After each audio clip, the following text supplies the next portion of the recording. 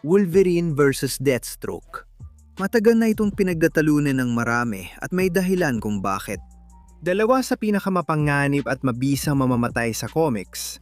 Arehong may lakas, eksperto sa laban, at may sandata at panlilinlang na magdadalawang isip ang kahit sino bago lumaban. Pero nagharap na talaga ang dalawang ito. Sino ang lalabas na panalo? Tara, himayin natin. Si James Logan Howlett at si Wolverine, isang mutant at isa sa pinakamahalagang miyembro ng X-Men na ipinanganak noong 1800. Mayroon siyang pambihirang kakayahan sa pagpapagaling. Marami nang pinagdaanan si Logan sa buhay. Naging sundalo, samurai, outlaw, at isang buhay na sandata. Binuo ng Task Force X. Pero ngayon, nasa pinakamagaling si Wolverine bilang isang bayani. Nagtatrabaho kasamang X-Men at ang Avengers upang protektahan ang sangkatauhan at mga mutant laban sa iba't ibang uri ng banta. Bilang isang mutant, isa sa mga kapangyarihan ni Wolverine ay ang pagkakaroon ng mga superhuman na kakayahan tulad ng sobrang lakas at bilis. May kukumpara siya sa maraming paraan kay Kapitan America mismo, ang orihinal na super sundalo. At si Logan ay nagawa talagang mapalakas at maitapon si Spider-Man Sabretooth. Naipagtatapon pa nga niya si Colossus noon, kaya niya madaling punitin ang bakal, baliin ang mga kadena ng asero.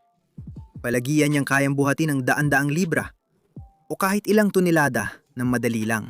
At wala siyang problema sa pagtapon ng mga superhuman gamit ang kanyang mga suntok, kahit pa ang mga tulad din na Vision at Namor. Oo, nakakagulat na malakas si Wolverine, pero nakakagulat din na mabilis siya. Kasi walang problema kay Wolverine na gumalaw ng mas mabilis kaysa sa kayang sabayan ng mga kalaban niya. At kasama na dyan ang ibang mga superhuman tulad ni Spider-Man na sigurong pinakamabilis at pinakamaliksi na street level na karakter sa Marvel. Habang palaging nabibigla at hindi handa si Spider-Man sa bilis at reflexes ni Wolverine, kaya niyang umiwas o harangin ito ng madalas. Mga bala o laser blast na papunta sa kanya kahit pagkatapos na itong paputukin o kahit sa sobrang lapit ng distansya. Pero para maging patas, hindi naman palaging ginagamit ni Wolverine ang bilis na ito sa laban. Kaya niyang gawin yun kung kailangan. Pero madalang lang dahil alam niyang kaya niyang tanggapin at paghilumin ang mga atake pagkatapos. Sa totoo lang, minsan gusto pa niyang tumanggap ng ilang atake sa simula ng laban para dumaloy ang dugo at mas ganahan siya. O minsan, atake lang siya ng tuloy-tuloy at puro opensa lang. Hindi na niya iniisip ang depensa. Dito papasok ang pinakamalakas na kapangyarihan ni Wolverine. Ang bilis magpagaling at tibay ng katawan. Ang kanyang kalansay ay nababalutan ng adamantium. Ibig sabihin, hindi talaga siya pwedeng hiwain o paghiwa-hiwalain.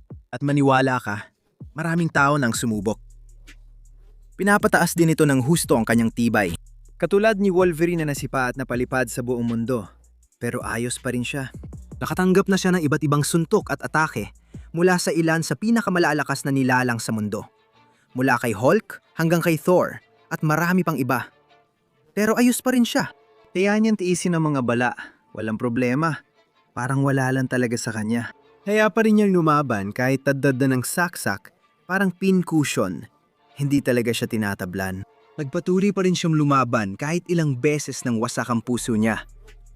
Kaya niya magpagaling at bumalik kahit na literal na na-disintegrate siya.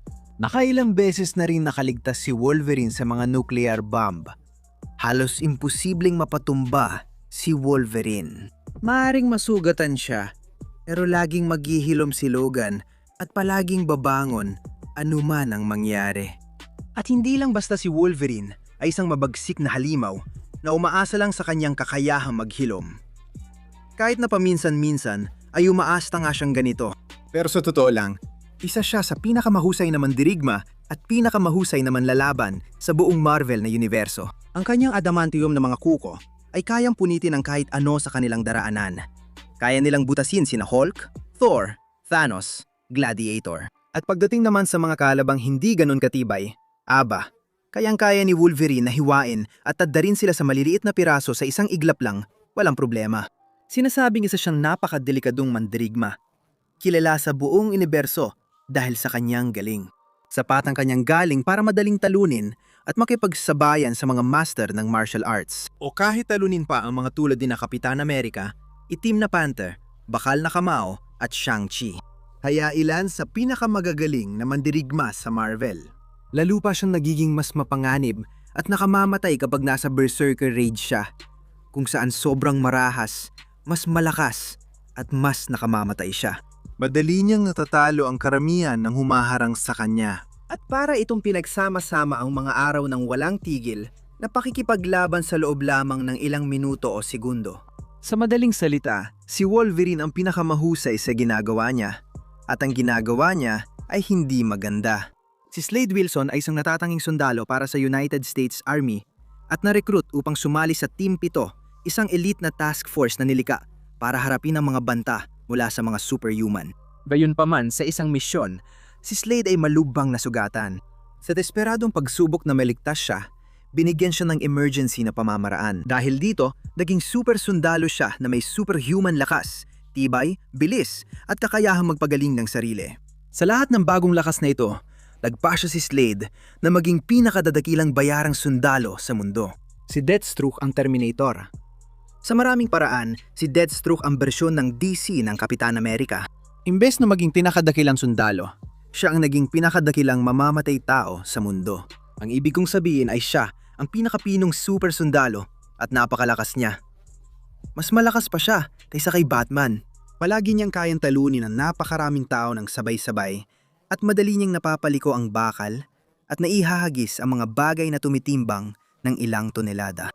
Sobrang lakas ni Deathstroke hanggang sa punto na nagawa pa niyang gulatin at saktan ng ilang malalakas na superhuman.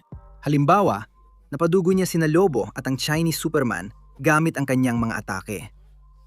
Pero huwag nating masyadong seryosoin yon. Siguradong ito na ang sugdulang hangganan ng lakas ni Deathstroke, pero nagawa niya ito ng ilang beses kaya sulit din itong banggitin. Napakabilis at napakaliksi rin niya. Madali niyang nailaga ng putok ng baril. Nailaga ng mga bala kahit malapitan.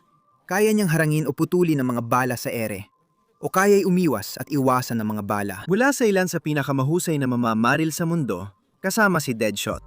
At hindi lang doon nagtatapos yon.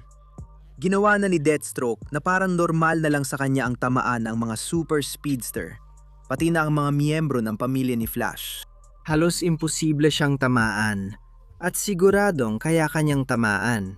Sa huli, napakatibay ni Deathstroke at nagsusuot siya ng promethium na armor na lalo pang nagpapalakas ng kanyang tibay. Kaya niyang balewalain ang karamihan ng mga atake na dumadating sa kanya. Kahit pa ang mga malalakas na atake mula sa mga malalakas na kalaban. Madali niyang natitiis ang putok ng baril, mga pagsabog o mga misil. Halos imposibleng mapabagsak ang taong ito at hindi pa doon natatapos iyon. May kakayahan din siya magpagaling at gumaling sa maraming uri ng atake. Kahit hindi kasing bilis ni na Wolverine o Deadpool, meron siyang pambihirang tibay.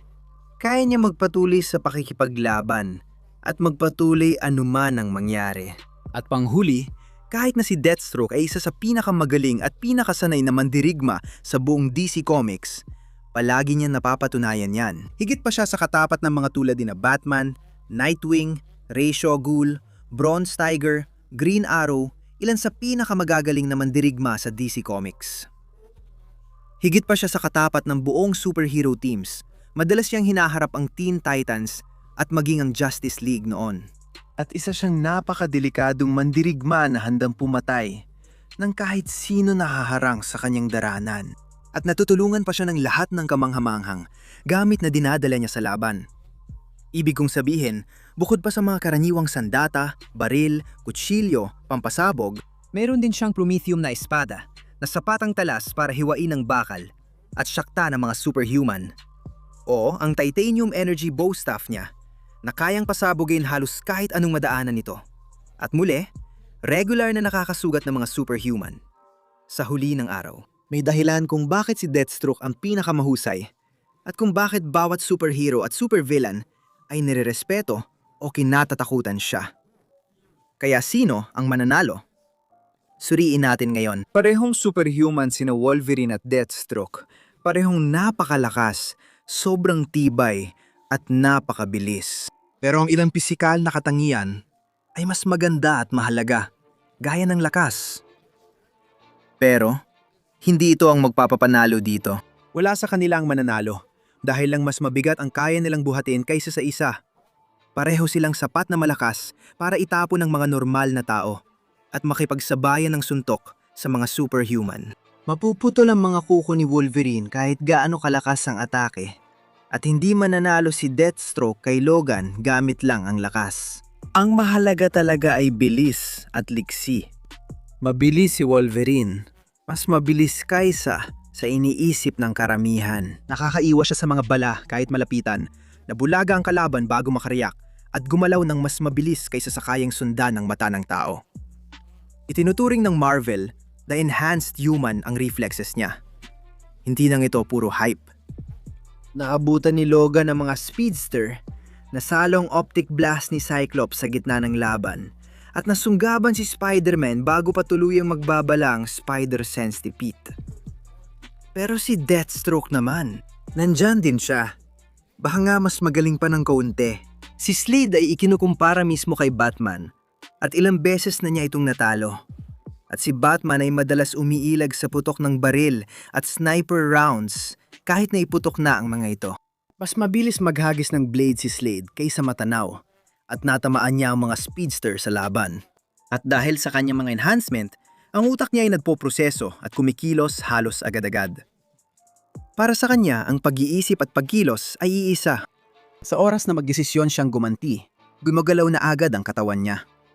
Ang maliit na lamang at bilis ng reaksyon na yon, mahalaga talaga. May kalamangan si Deathstroke sa liksi dahil sa tumpak niyang kontrol sa kalamnan. Nakokontrol niya ng kusa ang lahat ng kalamnan sa katawan niya. Kaya niya magkunwaring patay, makabawi sa matitinding impact habang lumilipad, at magbaluktot ng katawan sa paraan di kaya ni Wolverine. Mabangis at atletiko si Logan, Pero si Slade ay kalkulado, parang siruhano, at mas mabilis ng kaunti sa pag-atake. Kaya pagdating sa bilis at liksi, may bahagyang lamang si Deathstroke.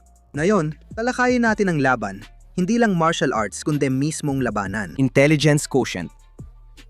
Si Deathstroke ay naglaan ng mga dekada sa pakikipaglaban sa pinakamagagaling na mandirigma. Inalok ng DC Comics sina Batman, Nightwing, Cassandra Cain, Black Canary, at hindi lang siya basta nakakasabay, kundi nananalo pa.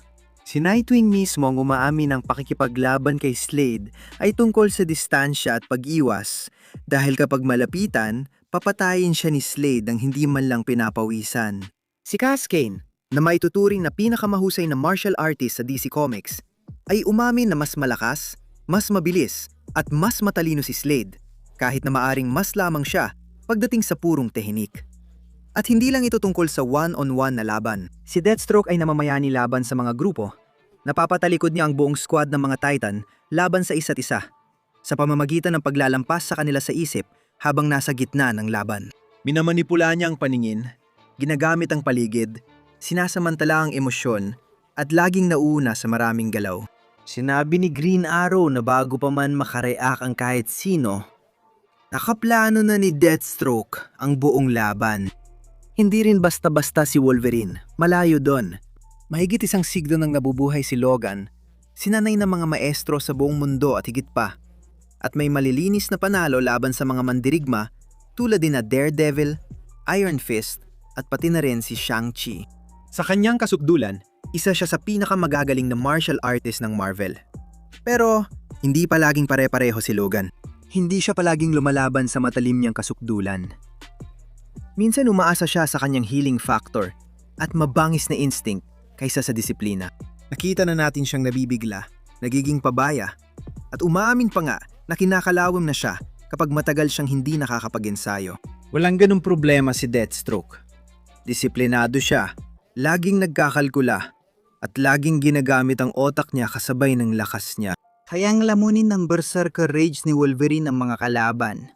Pero laban sa isang taong sanay sa prediksyon at kontra-estratehiya, pwedeng bumalik sa kanyang pagiging marahas. Kaya pagdating sa purong kasanayan at taktikal na pag-iisip, may lamang si Deathstroke, lalo na sa simula ng laban. Dito nagiging mas interesante ang laban kahit mapanganib ang gamit ni Deathstroke. Meron siya mga baril, Pampasabog, mga talim na gawa sa promethium. Isa sa pinakamalalakas na metal sa DC at ang kanyang iconic na blast staff na kaya magdurog ng bato at butasin ng mga pader. Isa siyang parang Swiss Army na arsenal ng mga nakamamatay na sandata at sapat siyang matalino para magamit ang bawat isa ng perpekto. Pero ang katawan ni Wolverine ay isang sandata. Adamantium na kalansay, adamantium na mga kuko. Walang kahit ano sa gamit ni Slade ang makakahiwa sa adamantium.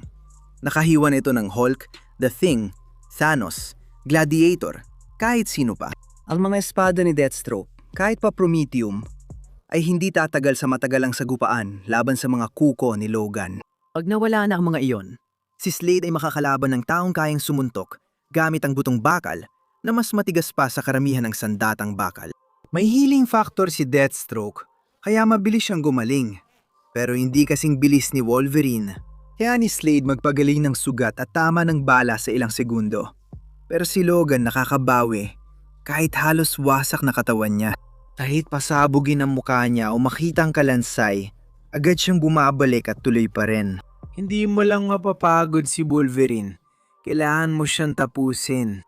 At wala namang siguradong paraan si Deathstroke para pugutan o tuluyang sirain ang katawan ni Logan bago ito mag-regenerate ang mga pandama ni Wolverine. Dagdag pa rito, ang pang-amoy, pandinig at espesyal na pakiramdam niya ay halos imposibleng masurpresa siya. Mga flashbang, usok, mga panggulo. Labanan pa rin ni Logan ang lahat ng iyon. Pwedeng gumamit si Deathstroke ng bitag o biglaang atake mula sa malayo. Pero maamoy pa rin siya ni Logan bago makalapit. Kapag matinding nasaktan si Wolverine, nagiging berserker siya. Sa estado na yon, nawawala ang sakit, tumataas ang bilis at lakas, at mas mahirap pa siyang kontrolin. Ang mahalaga, hindi niya nawawala lahat ng teknik niya. Nagiging mas matindi lang siya. Kaya habang nagbibigay ng maraming opsyon ng mga sandata at gamit ni Deathstroke, wala sa mga ito ang kayang lampasan ng pinakamalalakas na alas ni Logan. Mga butong hindi nababali, mga kuko na kayang hiwain ng lahat, at sobrang bilis ng paggaling. Ngayon, habang nagaganap ang laban, sa malayuan, malakas ang panimula ni Deathstroke. Mas magaling siyang mamana. May mga pampasabog, ripple, at ang kanyang blast staff. Mas mabilis siya at mas mabilis din siyang mag-react. Nakaiwas at kinaya na ni Wolverine ang mga energy blast dati pero masasaktan pa rin siya. Papalapit na siya. Nagamitin ni Slade ang lahat. Mga bala, granada, sonic na kagamitan. Lahat para pabagalin si Wolverine. Sabihin na lang natin nagsimula sila na 50 talampakan ng layo. Hindi naman kalayuan yon. Nabigla ni Wolverine ang mga armadong kalaban mula sa distansyang yon. Bago niya mapalit ang agwat, tatanggapin muna niya ang unang mga atake. At kapag nasa malapitan na siya, magbabago ang laban. Espada laban sa mga kuko. Panalo ang mga kuko. Walang silbi ang armor laban sa adamantium. Napag-iwanan agad ang paggaling ni Deathstroke. Lumiit ang taktikal na bentahan ni Slade kapag nasa loob na ng depensa niya si Logan. Winawasak ang mga sandata at hindi tinatabla ng mga kontra-atake. Bawat segundo na nananatili si Wolverine sa malapitan, mas dumudugo si Slade, mas nawawalan ng gamit, at mas hindi na niya kayang sumabay. Kaya bang manalo ni Deathstroke? Oo, kung makokontrol niya ang laban sa malayo ng sapat na matagal para magdulot ng matinding pinsala. Pero si Logan ay nakaranas na ng mas malala at nagpatuloy pa rin. At kapag nakalapit na siya kay Slade, halos imposibleng mapigilan siya ni Deathstroke. Mas mabilis, maliksi at mas taktikal si Deathstroke. Gagawin niyang impyerno ang laban para kay Wolverine. Matalinong mga bitag, eksaktong mga atake, mga sandatang pangmalayuan, at isang utak na laging 3 hakbang ang lamang. Ang kakayahan ni Wolverine ay talagang para sa matagalang digmaan. Adamantium, kalansay, paggaling na halos walang kamatayan, mga kuko na kayang hiwain ng kahit ano, at isang mabangis na determinasyon na hindi sumusuko sa matinding pagsubok.